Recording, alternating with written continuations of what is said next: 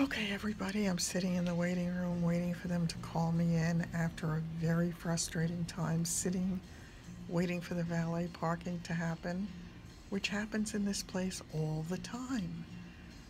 They have one person handling the valet parking, and it's horrible. So, needless to say, I came in here stressed. Please keep your fingers and toes crossed for me, that it goes well and smoothly, and I will see you on the other side. Hi, I'm back. Today's appointment took quite a long time. They had to do the setup. They had to keep moving me on the table, get me into the exact position. There was a lot of maneuvering. There was the CAT scan to do. Then they needed to check first with the physicist, who took a look at it, and she told me that they had the absolute perfect plan for me, and that made me feel so good. It really did. She said we have it absolutely pinpointed, and we have it pinpointed to the tumor and without damaging, the other tissue. So obviously she must mean to have the best possible shot at doing as little damage as possible. And don't hold me to the exact words because I'm extrapolating. But that was kind of good. Of course, there's that fear of the unknown with me. I was very nervous about having this done. I have had all of my life this issue with feeling claustrophobic, as I've told you before. And even though this was a very large room that this machine is in, they were still going to be locking that door behind me, and it made me very nervous. And to be honest with you, when I saw the door, I mean, that was like a vault. It was thicker than a vault, but it didn't let the radiation out of the room. So that was really good news, and I am extremely happy that that's over. The treatment itself didn't take long. It was the setup that took most of the time. I was there for over an hour altogether. But starting tomorrow, they tell me it shouldn't be long at all. My biggest issue was the position that they finally got me into. That was the perfect position. And when they told me don't move at all, did you ever try to relax your muscles when somebody's saying don't move at all? Well, I don't know about you, but I got tense. And when I get tense, those muscles were really tightening and aching. My lower back on that side was really bothering me. I loved her telling me, the physicist, that she said that Dr. Gawanter had done such a wonderful job in, making sure that the plan was perfect for you.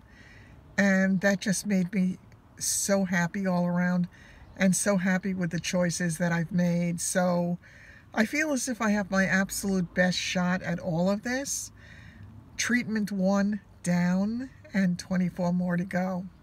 Now let me tell you a little bit about the treatment itself, only for those of you who have not gone through it, might have to in the future, or know people who might have to deal with it.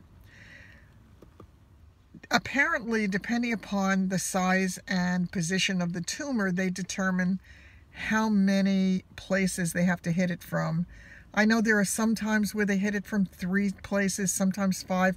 Mine they had to hit from 7, because I'm sure, given the size and the fact that it's in 2 separate places, though attached by this umbilical cord kind of thing, that makes the whole thing inside look a little bit like an hourglass.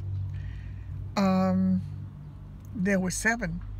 The biggest issue for me, and they gave me this marvelous blanket that they put over me that was warm, and it just made me feel so good. They did play my Dean Martin music in the background, so that was nice. My biggest fear was that stupid laser light above, and it was only when I said to her, I said, do I need to worry about that light? Because it was right above my head where I would look, and she said, we don't want you staring into that.